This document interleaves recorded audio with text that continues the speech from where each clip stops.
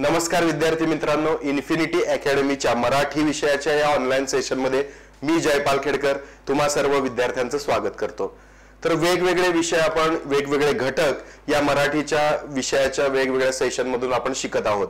तर अशा पद्धतीने संधी असेल, समास असेल किंवा वाक्यांचे प्रकार, काळ, लिंग, विचार, म्हणी असतील, वाक्प्रचार असतील, शब्द समूहाबद्दल एक शब्द किंवा अनेक शब्दांबद्दल एक शब्द, अशा पद्धतीने जे काही वेगवेगळ्या संज्ञा आहेत, वेगवेगळे घटक आहेत आणि वेगवेगळे उपघटक आहेत, आपण ते आता शिकत आहोतच। अशाच पद्धतीने आज आपण काळ या विषयाबाबतचे परीक्षेच्या दृष्टिकोनातून जे आपल्याला काही वेगवेगळे प्रश्न उपस्थित होतात किंवा परीक्षेला येतात, तर त्याचं स्वरूप नेमकं काय आहे, कशा पद्धतीने प्रश्न या घटकावर विचारले जातात, या सर्वाचा उहापोह आजच्या या सेशन मध्ये करणार आहोत। तर तो करत असताना कशा पद्धतीने ते प्रश्न येतील याची एक वेगवेगळी उदाहरणं आपल्याकडे आहेत आणि ती सोडवून आपण करूया। पण त्यापूर्वी या सर्व गोष्टींकडे जाण्यापूर्वी एकदा एक उजळणी म्हणून बघूयात की काळ, आपण काय म्हणतो काळ, तर काळामध्ये कुठले कुठले मुख्य प्रकार आहेत किंवा मुख्य काळ किती आहेत। तर आपण पहिल्यापासूनच बघतो की शालेय जीवनापासून वेगवेगळे जे काळ आहेत त्यामध्ये आपण काय करतो, सध्या एखादी क्रिया ही घडत असेल तर त्याला आपण काय म्हणतो, वर्तमान काळ। सध्या एखादी क्रिया घडत असेल अशा पद्धतीचा एक आभास, अशा पद्धतीचा भाव त्यातून व्यक्त होत असेल तर त्याला आपण म्हणतो वर्तमान काळ। एखादी क्रिया घडून गेली, एखादी क्रिया जर घडून गेली आहे अशा पद्धतीने त्यातून जर आपल्याला अर्थ प्राप्त होत असेल तर त्याला म्हणतो आपण भूतकाळ। एखादी क्रिया घडून गेलेली आहे तर त्याला आपण म्हणतो भूतकाळ। आणि अशाच पद्धतीने एखादी क्रिया ही घडणार आहे, एखादी क्रिया काय आहे की घडणार आहे, अशा पद्धतीने ज्यावेळी आपल्याला त्यातून उल्लेख येतो किंवा त्याबद्दल माहिती मिळते त्यावेळी साहजिकच तो काय असतो, वर्तमान काळ। आता याही तीन काळांमध्ये आपण बघितलं की वेगवेगळे उपप्रकार या काळांमध्ये पडतात। मग एकदम ती क्रिया फक्त आपल्याला त्या गोष्टीबद्दल सांगते त्यावेळी आपण त्याला काय म्हणतो, सर्वप्रथम समजा वर्तमानाबद्दल ती माहिती देते त्याला आपण म्हणू शकतो साधा वर्तमान काळ, बरोबर आहे। पण वर्तमान काळात देखील ती जर क्रिया चालूच आहे, चालूच ती क्रिया राहणार असेल तर त्याला आपण काय म्हणतो, अपूर्ण किंवा चालू वर्तमान काळ। ते आपण वेगवेगळ्या उदाहरणावरून बघितलं होतं, अपूर्ण किंवा चालू। म्हणजे समजा उदाहरण घेतलं, मी आंबा खातो, तर आपण काय म्हणू शकतो, ते साध्या वर्तमान काळाचं उदाहरण आहे। त्यानंतर मी आंबा खात आहे, हे काय अपूर्ण किंवा चालू। आणि मी आंबा खाल्ला आहे, त्याला आपण काय म्हणू शकतो, क्रिया ही पूर्ण झालेली आहे, तर त्याला आपण काय म्हणतो, पूर्ण वर्तमान काळ। अशा पद्धतीने वर्तमान काळाचे हे तीन उपप्रकार। आणि त्याबद्दल एखादी क्रिया सातत्याने सतत घडत असेल, सातत्याने सतत घडत असेल। आता मी दररोज आंबा खातो, मग आपण इथं काय म्हणू शकतो की चौथा प्रकार यामध्ये ती जर घडत असेल तर रीतिवाचक, तर काय म्हणू शकतो, रीतिवाचक वर्तमान काळ। आता वर्तमान काळाचे हे प्रकार आपण पाहिले, बरोबर, की चालू किंवा अपूर्ण, सुरुवातीला साधा, त्यानंतर सुरुवातीला साधा आणि त्यानंतर काय बघितलं आपण, वर्तमान काळामध्ये नंतर जो आहे तो पूर्ण, नंतर जो आहे तो पूर्ण, अशा पद्धतीने बघितलं। आता भूतकाळ साहजिक आहे, अशाच पद्धतीचे प्रकार देखील काय आहेत आपल्याला भूतकाळामध्ये देखील आहेत, भूतकाळ। आता बरोबर आहे, मी आंबा खाल्ला म्हणजे खाऊन झालेला आहे आंबा, मी आंबा खाल्ला होता, मी आंबा खाल्ला, याला म्हणू शकतो आपण साधा भूतकाळ। त्यानंतर मी आंबा खात होतो, मी आंबा खात होतो, म्हणजे ही क्रिया काय घडून गेलेली आहे पण ती पूर्ण झालेली नाही, याचाच अर्थ चालू किंवा अपूर्ण भूतकाळ आपण या ठिकाणी म्हणू शकतो। चालू किंवा अपूर्ण भूतकाळ या ठिकाणी आपण म्हणू शकतो। आणि मी आंबा खाल्ला होता, मी आंबा खाल्ला होता, याचाच अर्थ ही क्रिया घडून गेले आणि पूर्ण देखील झालेली आहे। मग याला आपण काय म्हणू शकतो, पूर्ण भूतकाळ आणि मी दररोज किंवा मी सातत्यानं आंबा खात असे असा उल्लेख असेल तर ती क्रिया घडून जात होती पण सातत्य होतं म्हणून त्याला आपण म्हणू शकतो रीतिवाचक भूतकाळ. ठीक आहे. आता अशा पद्धतीनंच हे 4 प्रकार जसे भूतकाळात आहेत आपण म्हणू शकतो की अशाच पद्धतीनं पुढे भविष्यकाळ जर आपण घेतला म्हणजे एखादी क्रिया अजून घडणार आहे असा उल्लेख तिथे आहे मग त्याला आपण काय म्हणतो घडणार आहे. याचा अर्थ काय आहे ती क्रिया कुठली आहे भविष्य काळातली. मग त्यामध्ये देखील होता मी आंबा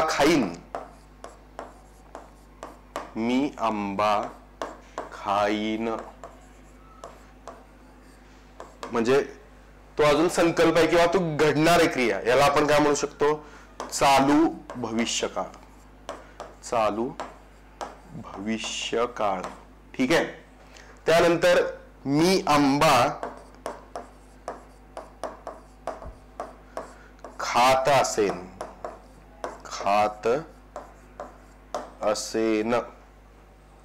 म्हणजे ती घडणार आहे पण त्यावेळी देखील ती पूर्ण झालेली नसणार आहे. याचा अर्थ याला काय म्हणू याला आपण चालू नाही याला साधा भविष्यकाळ याला चालू किंवा अपूर्ण भविष्यकाळ. ठीक आहे. आणि मी आंबा खाल्लेला असेल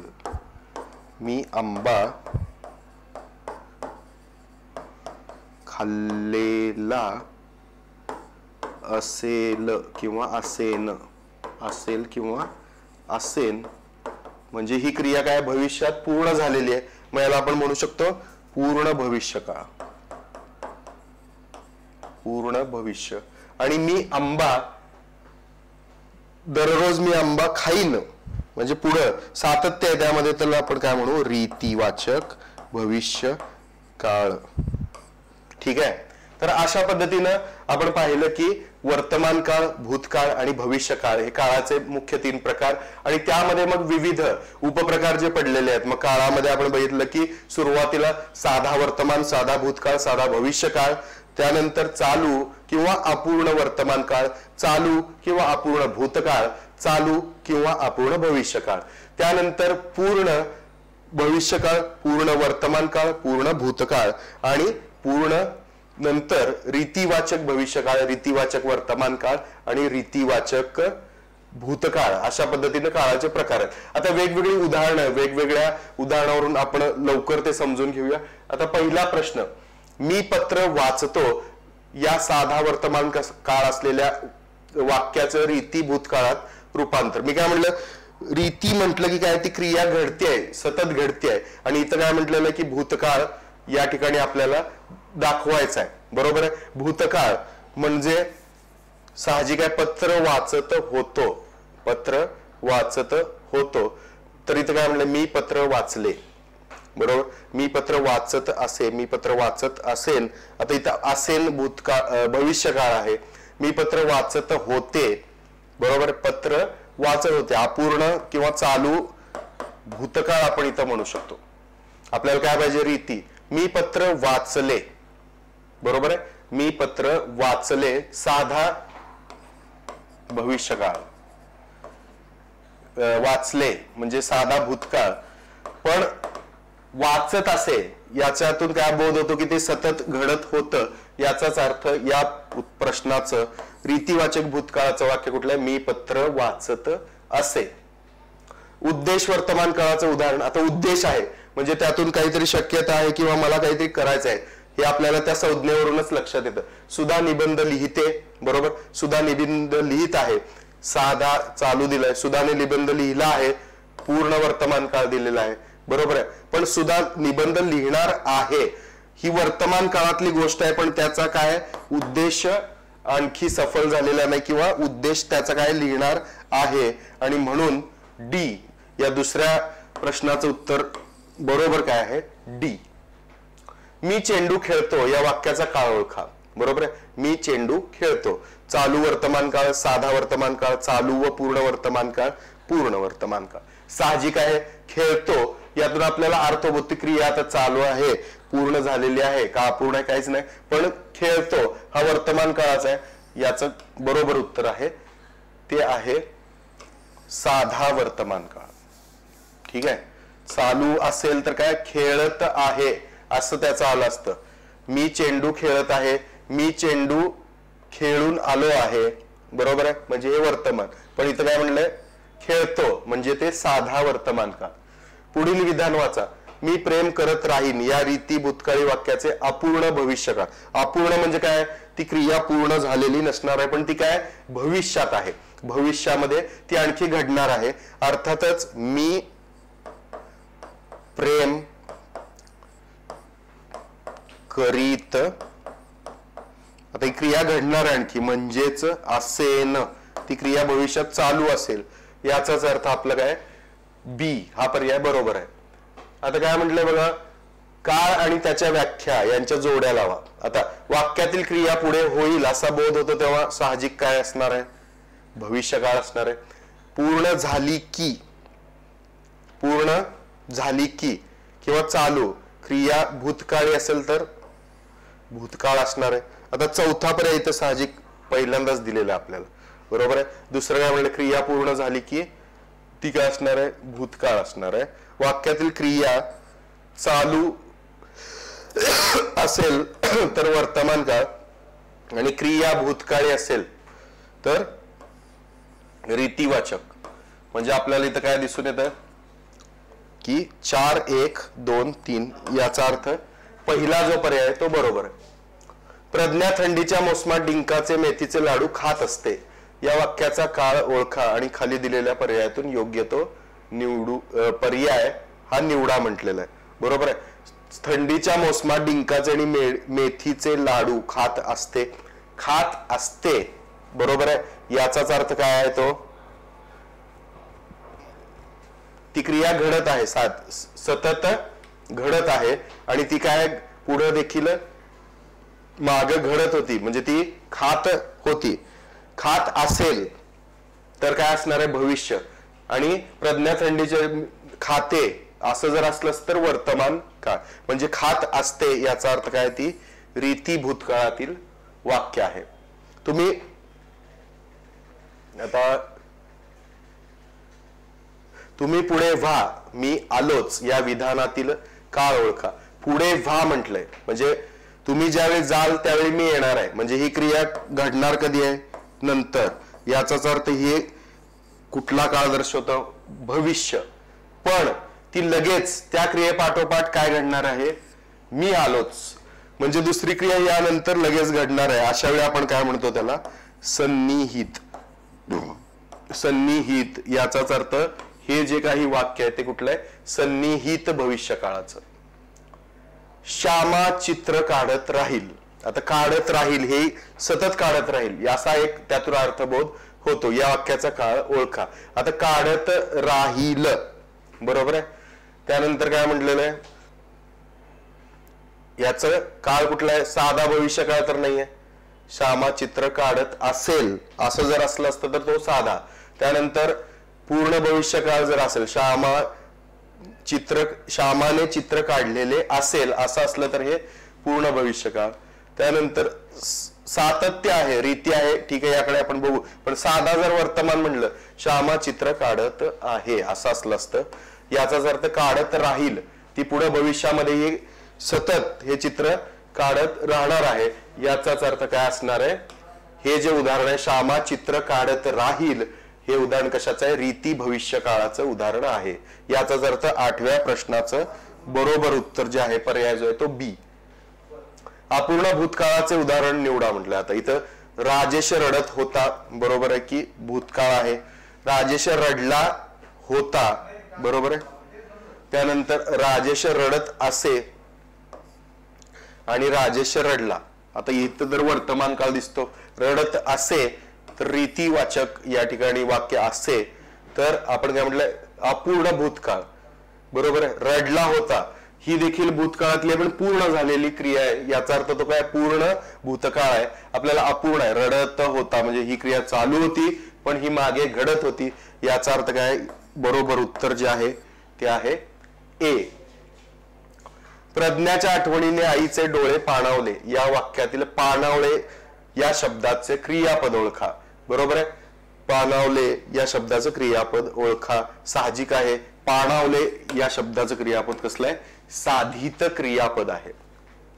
धातूंना प्रत्यय लागून जे साधित शब्द तयार होतात त्यांना काय म्हणतात? धातूंना प्रत्यय लागून जे साधित शब्द तयार होतात त्यांना काय म्हणतात? तर या पद्धतीने आपण बघितलं की त्याला आपण काय म्हणतो, ही व्याख्या कृदंताच्या बाबतीमध्ये बरोबर आहे की धातूंना प्रत्यय लागून जे साधित शब्द होतात तयार त्याला आपण काय म्हणतो? कृदंते. रामाने नलाकडून सेतू बांधविला या वाक्यातील क्रियापदाचा प्रकार ओळखा. आता साहजिक आहे यामध्ये काय केलेलं आहे? एकाकडून दुसऱ्याकडून ती क्रिया करून घेतलेली आहे. काय केलेलं आहे? एकाने ही जी क्रिया आहे ती दुसऱ्याकडून करून घेतली आहे. अशा वेळी ती कशी असते? प्रायोजक क्रियापद. काय? प्रयोजक क्रियापद. आणि म्हणून रामाने नलाकडून सेतू बांधविला. बरोबर आहे. म्हणजे रामाने स्वतः बांधला का नाही, तर तो दुसऱ्याकडून बांधून घेतलाय. याचा अर्थ ती क्रिया काय केली? दुसऱ्याकडून करवून घेतली आहे. म्हणून या वाक्यातील क्रियापदाचा प्रकार जो आहे तो काय? प्रयोजक क्रियापद. याचा अर्थ या प्रश्नाचं योग्य उत्तर ते काय आहे? ए. तुम्हाला एवढे कर्णकर्कश संगीत ऐकवते तरी कसे? ऐकवते तरी, ऐकवते म्हणजे आपल्याला काय केलेलं आहे? आपली जी काही कुवत आहे, बरोबर, आपली जी कॅपॅसिटी आहे तर ती यातून विशद होते. तुम्हाला एवढे कर्णकर्कश संगीत ऐकवते तरी कसे, म्हणजे एक शक्यता यातून आपल्या बाबतची वर्तवली गेली आहे आणि म्हणून हे काय आहे? शक्य क्रियापद. याचाच अर्थ या प्रश्नाचं योग्य उत्तर काय आहे? पर्याय क्रमांक 1 ए हे या प्रश्नाचं योग्य उत्तर आहे. आता जोड्या योग्य जुळवा. बरोबर आहे. योग्य जोड्या जुळवा. आता सकर्मक क्रियापद, अकर्मक क्रियापद, सहाय्यक क्रियापद, साधित क्रियापद.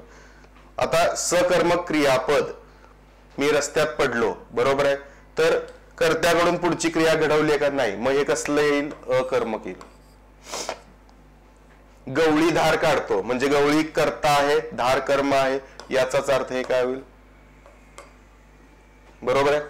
सहाय्यक क्रियापद म्हटलं. सहाय्यक क्रियापद, क्रीडांगणावरून मुले, क्रीडांगणावरून काय म्हटलेलं आहे? मुले खेळू लागली. बरोबर आहे. तर इथं काय? खेळूला काय लागलेलं आहे? सहाय्यक क्रियापद लागलेलं आहे. म्हणून याचा पर्याय जो आहे तो काय? 4. आणि साधित, तो शिक्षकाच्या व्यवसायात स्थिरावला. बरोबर आहे. स्थिर याला काय लागलेलं आहे? प्रत्यय लागलेला आहे. याचा अर्थ 3 नंबर. याचा जर आपण बघितलं तर काय होईल मग? 2. ठीक आहे. 1 त्यानंतर 4 3. कुठे आहे ते? ए मध्ये आहे. म्हणजेच याचं योग्य उत्तर 14व्या प्रश्नाचं काय असणार आहे? ए. बरोबर आहे. योग्य उत्तर काय असणार आहे? ए. कर या धातूपासून मी करी या एकवचनी पद्य रूपाचे अनेक वचनी रीती भूतकाळात रूपांतर. रीती म्हणजे काय? सतत ती क्रिया घडणार आहे. बरोबर आहे. सतत ती क्रिया घडणार आहे. असं नाही की ती करेन, करीन, करू वगैरे. तर संदिग्ध असा प्रश्न आहे. म्हणून करत असू वगैरे अशा पद्धतीनं. बरोबर आहे. करत असे, असू, आपल्याला काय म्हणले? भूतकाळात. बरोबर आहे. त्यामुळं याचं उत्तर जे आहे आम्ही करू. बरोबर आहे. मी करीन, आम्ही करावे, मी करून, करू, आम्ही भूतकाळात आहे. करत असू वगैरे अशा पद्धतीचं उत्तर आहे. आम्ही गाडीत बसलो तोच गाडी सुटली. आता भूतकाळाचं ओके, बसलो. बरोबर आहे. तोच गाडी सुटली.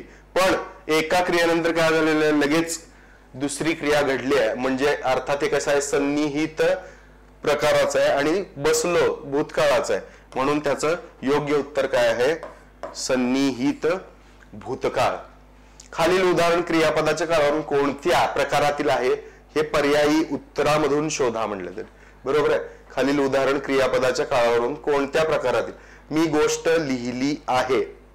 मी गोष्ट लिहिली आहे. आहे काय दर्शवतं? वर्तमान काळ. बरोबर आहे. पण लिहित आहे, लिहित आहे असं जर असलं असतं तर ती क्रिया काय होती, आणखी सुरू होती. मग हे लिहित आहे असं नाहीये, मग ती काय लिहिली आहे म्हणजे काय झालेली आहे, लिहिली आहे याचा अर्थ ती क्रिया काय पूर्ण झालेली आहे, म्हणून बी. म्हणजे 17चं योग्य उत्तर काय, ती क्रिया पूर्ण झालेली आहे. बी हे पर्याय किंवा बी हे उत्तर बरोबर आहे. पुढीलपैकी अपूर्ण वर्तमान काळाचे उदाहरण कोणते. आता वर्तमान काळ म्हणजे काय, सध्या ती गोष्ट घडत आहे, पण ती घडत असताना देखील आता मी निबंध लिहिला आहे, मी निबंध लिहित आहे, मी निबंध लिहित असतो, मी निबंध लिहितो. तर साहजिक आहे हे काय आहे, साधा वर्तमान काळ, लिहितो. बरोबर, लिहित असतो तर याला आपण सतत लिहित असतो, काहीतरी सातत्य दिसतं, रीतिवाचक म्हणता येईल. मी निबंध लिहित आहे म्हणजे ही क्रिया अजून काय चालू आहे, ज्यालाच आपण काय म्हणतो, अपूर्ण. आणि लिहिला आहे म्हणजे वर्तमान काळात नाही पण पूर्ण आहे. मग आपल्याला विचारलंय काय, पुढीलपैकी अपूर्ण वर्तमान काळाचं वाक्य विचारलंय, म्हणजेच मी निबंध लिहित आहे, हे अपूर्ण आहे. बरोबर आहे, हे काय आहे, अपूर्ण आहे, पूर्ण झालेलं नाही. म्हणून 18चं उत्तर योग्य जे आहे ते आहे बी. मी निबंध लिहितो या वाक्याचा रीती भूतकाळ. आता रीती भूतकाळ म्हणजे भूतकाळामध्ये ती क्रिया जी आहे की ती सातत्यानं घडत होती, म्हणजे काय येणार आहे तिथं, मी निबंध. आता लिहिण्याची क्रिया काय आहे, घडत होती सतत, म्हणून लिहित असे. बरोबर आहे, म्हणजे भूतकाळातले आणि यातून असंही दिसतं आपल्याला की काहीतरी हे सतत घडत होतं आणि म्हणून मी निबंध लिहित असे. म्हणजे 19 या प्रश्नाचं उत्तर काय योग्य, ए. मधु लाडू खातो या वाक्याचा रीती वर्तमान काळ ओळखा. आता वर्तमान काळ म्हणजे सतत तो खातोय, बरोबर आहे, म्हणजे मधु लाडू खात असतो, मधु लाडू खात असे, असे म्हणजे झालेली आहे क्रिया. बरोबर आहे, मधु लाडू खात जाईल, पुढे ही घडणार आहे क्रिया. मधु लाडू खातो हे साधा वर्तमान काळ. आपल्याला रीती खात असतो तो सतत खातो, याचा अर्थ 20 या प्रश्नाचं योग्य उत्तर जे आहे तो आहे पर्याय क्रमांक 1.